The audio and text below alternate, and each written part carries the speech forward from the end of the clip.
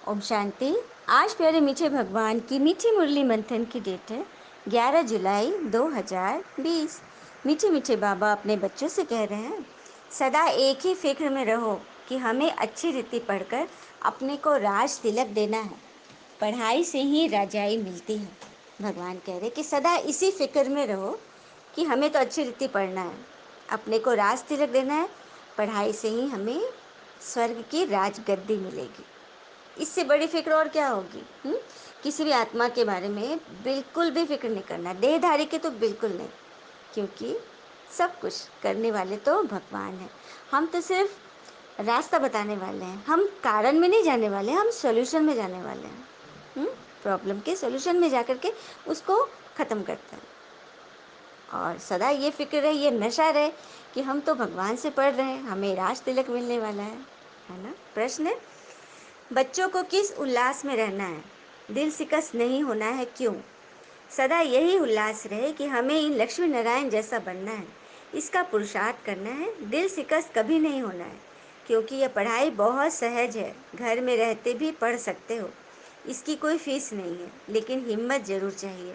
भगवान कह रहे कि तुम्हें अभी बोला ना बाबा कि तुम सदा अपने पढ़ाई पर अच्छी रीति फोकस करो, फिक्र मत करो, और तुम्हें उमंग उल्लास में रहना है और सदा ये सोचना है कि हमें तो लक्ष्मी नारायण जैसा बनना है, इतना पुरुषार्थ करना है। दिल शिकस्त कभी नहीं होना है, किसी बात में नहीं। क्योंकि ये पढ़ाई बहुत सहज है, घर में रहते ही तो पढ़ना है, और कोई फीस भी नहीं है। बाबा कोई फीस ले रहे क्या किसी से? बिल्कुल नहीं। तो हिम्मत चाहिए, इस पढ़ाई में हिम्मत चाहिए, बाकी किसी फीस आदि की दरकार नहीं है। आज की गीत है मुरली का, तुम ही हो माता पिता, तुम ही हो बंधु सखा, तुम ही हो माता पिता, तुम ही हो बंधु सखा, तुम ही हो जो खिल सकेंगे वो फूल हम हैं, तुम्हारे नैनों के नूर हम हैं। कृपा की दृष्टि सदा ही रखना, हमें भी अपने जैसा बनाना। तुम ही हो माता पिता, तुम ही हो, तुम ही सखा, तुम ही हो। ओम शांति। बाबा पूछ रहे, बच्चों ने मेरी महिमा सुनी? महिमा तो एक ही है, कोई की महिमा गाई नहीं जा सकती, जबकि ब्रह्मा विष्णु शंकर की तो कोई महिमा हो नहीं सकती। बाबा कह रहे कि ये सब तो मेरे बच्चे हैं, मैं ब्रह्मा द्वारा स्थापना कराता हूँ, शंकर जी द्वारा विनाश, विष्णु द्वारा पालना। तो महिमा किसकी होनी चाहिए?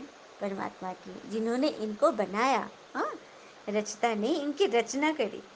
लक्ष्मी नारायण को ऐसा लायक भगवान ही बनाते हैं ना, इसीलिए तो शिव बाबा की महिमा है। ऐसा बनाने वाला टीचर न हो तो यह कैसे ऐसे बने? बात है ना बड़ी, जो भगवान आकर बनाते हैं और अभी ही बना रहे, संगम युग पर ही बनाते हैं। फिर आगे बाबा बोले, कोई को भी समझा सकते हो आत्मा का पिता कौन? फॉर्म तो तुम भराते हो, उसमें बड़ा अर्थ है, पिता तो जरूर होगा ना, जिसको याद करते हैं। आत्मा अपने पिता को याद करती है। आजकल तो भारत में कोई को भी फादर कह देते हैं, मेयर को भी फादर कहते हैं, परंतु आत्मा का पिता कौन है यह नहीं जानते। गाते भी आई तुम ही हो मात पिता, परंतु वह है कौन? ये तो किसी को मालूम ही नहीं, बस गाते आए। तो ही बाबा बोले, तुमने थ्योरी बहुत पढ़ा भक्ति में, अब प्रैक्टिकली मैं आ गया हूँ ना, तो मेरे साथ सब कुछ यूज़ करो। भगवान ही है हमारे माता पिता। फिर आगे बोल रहे बाबा, अविनाशी खुशी अविनाशी पिता से ही मिलती है। तुम समझते हो बाबा हमको ये लक्ष्मी नारायण जैसा बनाते हैं, और कहते हैं ना कि मुस्कुरा कर देखने व देख कर मुस्कुराने में बड़ा फ़र्क है, क्योंकि इससे कभी-कभी नतीजे बदल जाते हैं व कभी-कभी रिश्ते, है ना? तो बस हमें किस तरह से खुश रहना है, ऐसा नहीं कि किसी को देख कर हम मुस्कुरा रहे हैं, नहीं। फिर आगे बोल रहे बाबा कि मैं सबको ले जाऊंगा मुक्ति धाम, फिर सतयुग की रजाई भी तुमको देता हूँ, सबका कल्याण तो होता है ना, सबको अपने ठिकाने पर पहुँचा देता हूँ, शांति में व सुख में। ये बहुत बड़ी बात है। ठिकाने पर पहुँचाना मतलब बाबा सबको रास्ता दे देते, सबको घर पहुँचाते। तो देखो सभी आत्माएं, जिस भी तरह की आत्मा, पाप आत्माएं, पुण्य आत्माएं, जो भी आत्माएं, वो सभी शांति धाम में सभी जाएंगे, मतलब आत्माएं अपने घर में सभी जाएंगी। बाकी सुखधाम में कौन आएगा, इस पर मदार है। हाँ, सुखधाम में वही पहुँचेंगे स्वर्ग में जो इस संगम पर अच्छी रीति पढ़ाई पढ़ रहे हैं। अच्छी रीति पढ़ेंगे वो राजा रानी के पोस्ट में आएंगे, और बाकी तो फिर प्रजा में भी काफ़ी सारे पोस्ट हैं, पद हैं। जैसा पढ़ेंगे वैसा बनेंगे। और कहते हैं ना कि तुम बता सकते हो आदि सनातन देवी देवता धर्म कब था। तुम्हारे में भी नंबरवार ही सब जान रहे हैं, कोई तो डल हेड भी होते हैं ना। बाबा कह रहे हैं कि कई बच्चे ज्ञान मुरली भी सुन रहे हैं लेकिन बुद्धि खुली नहीं रही, क्योंकि अंदर जा ही नहीं रहा है, ताला बंद है। तभी तो अज्ञान काल में भी कहते थे ना कि हे भगवान इनकी बुद्धि का ताला खोलो। पिता तुम सब बच्चों को ज्ञान की रोशनी देता है जिससे ताला खुलता जाता है। फिर भी कोई कोई की बुद्धि खुलती नहीं है। कहते हैं बाबा आप बुद्धिमानों की बुद्धि हो। हम्म हाँ, हमारे परिवार में सबकी बुद्धि खोलो। तो बाबा कहते मैं क्या एक एक की बैठ बुद्धि खोलूँगा। हाँ, फिर तो सबकी बुद्धि खुल जाए, सब महाराजा महारानी बन जाए।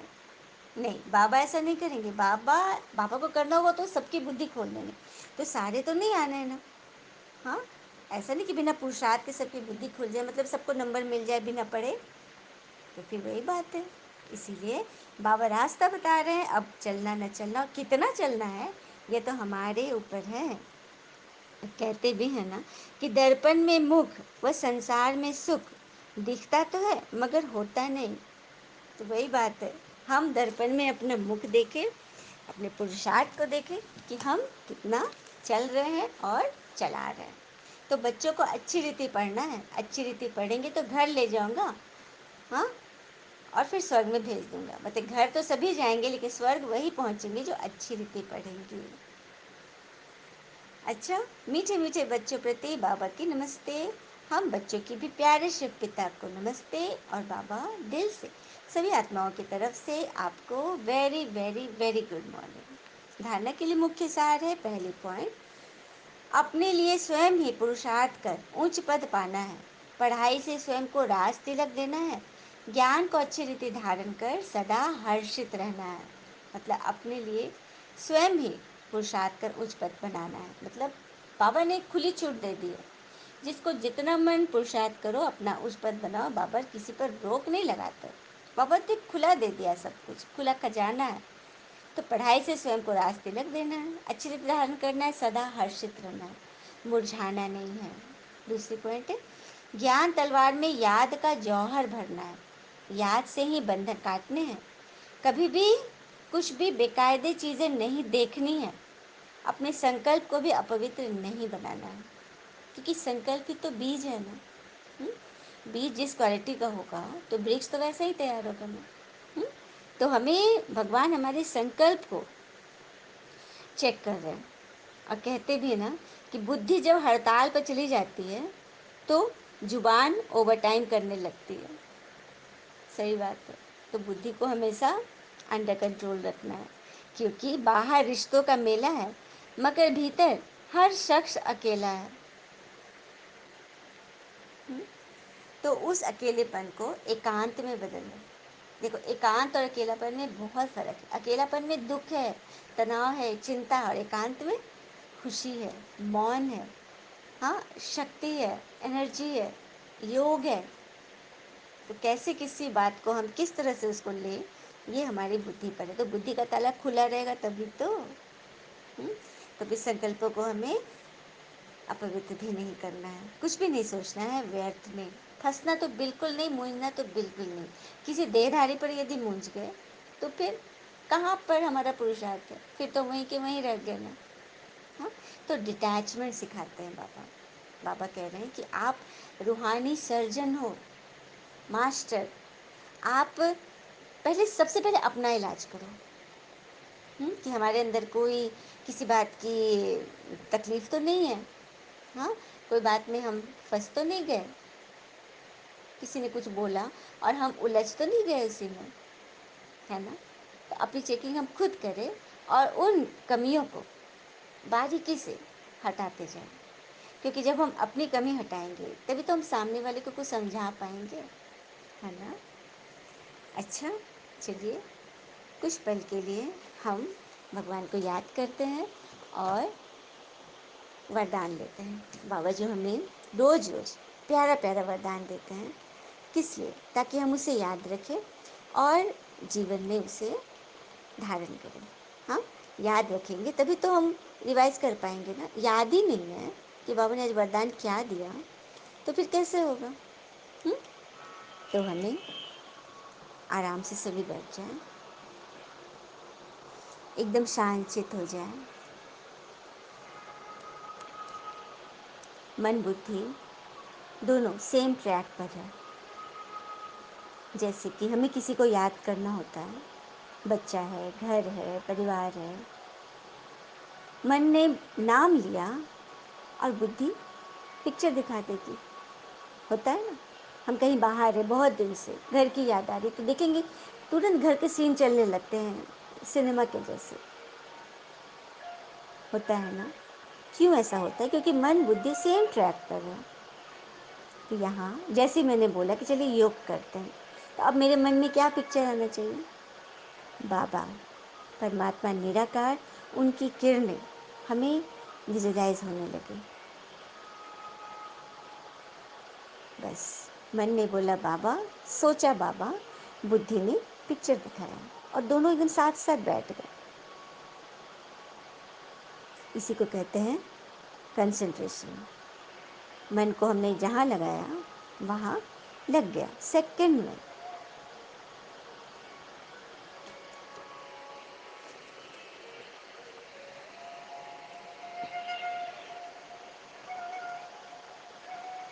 मैं आत्मा इस भृकुटी सिंहासन पर विराजमान हूँ, बाबा की चहेती हूँ।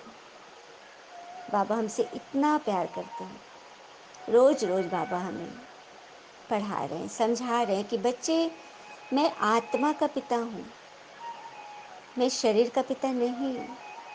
क्योंकि शरीर के पिता तो हर जन्म तुमने अनेकों बनाए, अलग अलग बनाए, लेकिन आत्मा और परमात्मा का संबंध तो अनादि से है। कब से शुरू हुआ, कब खत्म होगा, किसी को नहीं मालूम। तभी तो आत्मा अपने पिता को देखते ही, कई बच्चियों के अनुभव है, नई नई बच्चियां हैं, कितने विघन में पड़ी हुई थी, कितने दर्द में थी, जीवन में क्या होगा आगे नहीं सोच पा रही थी, क्योंकि अंधेरा था ना आंखों के आगे में। लेकिन बाबा के योग की कमाल है कि वो बच्चियां कितना खुश हो रही है, उनकी वाणी में निखार आ रहा है, जौहर आ रहा है। बस कारण वही है कि आत्मा अपने परमात्मा से मिल गई, बिछड़े हुए पिता से मिल गई।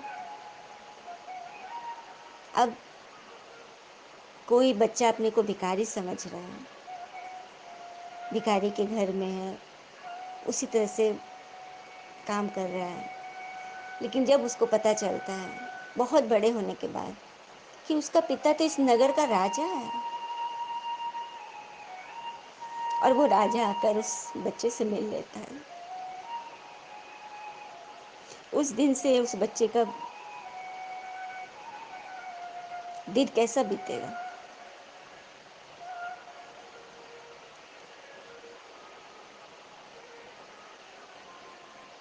उसके सारे आंसू धीरे धीरे सूख जाएंगे ना। तो बस वही बात है, आत्मा दुखी थी, कमज़ोर थी, परेशानियों में फंसी हुई थी। लेकिन जब पिता का परिचय मिला, उनका साथ मिला, उनसे योग से कनेक्ट होकर शक्तियाँ मिलने लगी, तो आत्मा अपने सब पिछला दर्द भूल रही है, सब किचड़े को वो साफ कर रही है और खुद की कर रही है, औरों की भी करवा रही है। कितनी बड़ी सेवा है, ये परमात्मा का काम है। अब बच्चियां इसको एकदम निस्वार्थ भाव से कर रही हैं। कराने वाले भगवान है ना, आत्माएं तो बस निमित्त बनती है। ईश्वरीय मर्जी है, टचिंग है, तभी तो किसी आत्मा को और आत्माएं मिल रही हैं। दैवी कुल की आत्माएं आह्वान पर जुटते जा रही हैं। इसके लिए बाबा का कितना शुक्रिया अदा करें। सबके पीछे बाबा है। मैं आत्मा पे पिता को बारंबार शत शत नमन करती हूँ कि बाबा आपकी ये अपार कृपा है। हमारे रहमदिल बाबा, जो आपने हम आत्माओं को अपना बनाया, इतनी भीड़ भरी दुनिया में से हमें चुना, ये कितनी बड़ी बात। बस दिल से बाबा के लिए शुक्रिया ही निकलता रहे। फिर देखिए आपके जीवन में कितने शुक्र होने शुरू हो जाएंगे। शुक्र ही शुक्र है, कहते हैं ना अल्लाह का शुक्र है। सही बात है, वो अल्लाह आ चुके हैं, वो वाहेगुरु आ गया है, वो एक ओंकार सतनाम, वो मालिक, वो साईं, वो राम, वो कृष्ण, वो क्राइस्ट आ चुके हैं। वो एक है, ये सब उनके नाम है जो हमने अपने धर्मों के अनुसार दे दिए।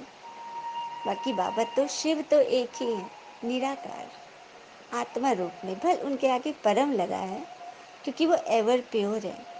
वो जन्म मरण में नहीं आते, वो स्वयंभू है, वो अवतार लेते हैं, अवतरण होता है उनका। अवतरण का अर्थ ही होता है ऊपर से उतरना। कितनी बड़ी बात है। तो हम बच्चे को कितना नशा रहना चाहिए कि हमें स्वयं भगवान बैठ पढ़ा रहे हैं, भगवान हमें योग सिखा रहे हैं, भगवान हमें वरदान दे रहे हैं, फिर भी हम न भरे अपने को, तो फिर हम बाबा को क्या मुंह दिखाएंगे, है ना। चलिए बाबा आ गए हैं। जैसी आत्मा बाबा की बातें करती है ना, उनकी याद में खो जाती है, बाबा पहुंच जाते हैं। बाबा की किरणें मुझ आत्मा पर पड़ रही हैं और मैं आत्मा उस शावर की रूपी किरणों में अपने आप को एकदम भीगता हुआ देख रही हूँ। जैसे शावर के नीचे स्नान करते हैं, कैसे सब पूरा शरीर भीगता है ना, उसी तरह से परमात्मा याद की किरणें से हम आत्माएं सराबोर हो रहे हैं, उनकी प्रेम स्नेह की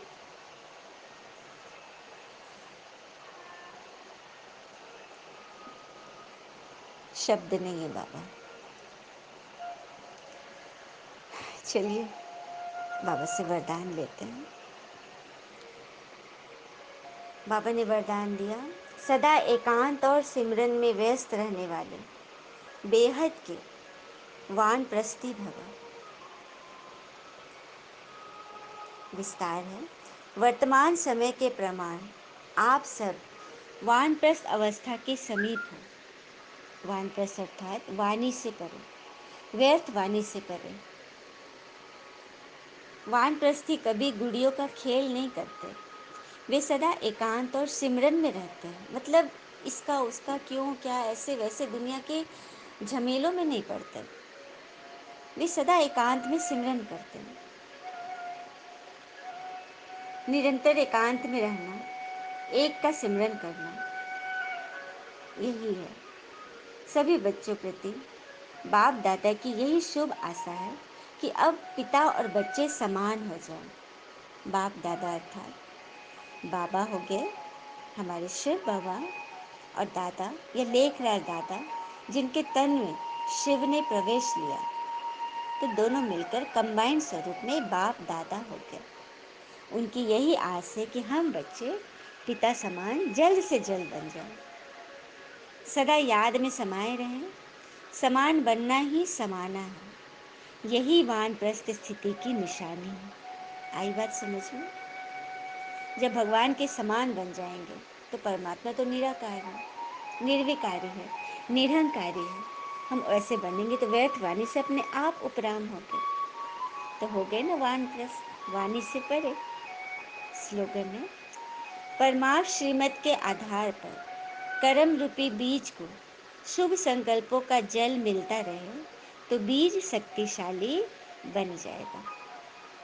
परमात्म श्रीमत के आधार पर कर्म रूपी बीज को शुभ संकल्पों का जल डालो। भगवान हमें श्रीमत दे ही रहे हैं, उसके आधार पर हम अपने शुभ संकल्पों रूपी बीज को परमात्म याद का जल डालते रहे। जैसे शिवलिंग पर जल की लोटनी से बूंद बूंद जल टपकते रहता है ना, वही करना है। परमात्म याद की बूंदें निरंतर हमारे मन मस्तिष्क पर पड़ती रहे, जिससे वो शुद्ध होता जाए, शुभ होता जाए, तो बीज अपने आप शक्तिशाली बन जाएगी, आत्मा रूपी बीज। और आत्मा शक्तिशाली हो गई, पावरफुल हो गई, तो फिर शरीर का क्या कहना, वो तो ऑटोमेटिक राजा की बात तो सारी प्रजाएं मानेंगी ना। ये हमारी सारी कर्मेंद्रियां आत्मा की प्रजा है। हाँ, अच्छा। ओम शांति। शुक्र मीठे बाबा, वो बाबा के प्यारे प्यारे बच्चे। थैंक यू बाबा। All is well always. ओम शांति।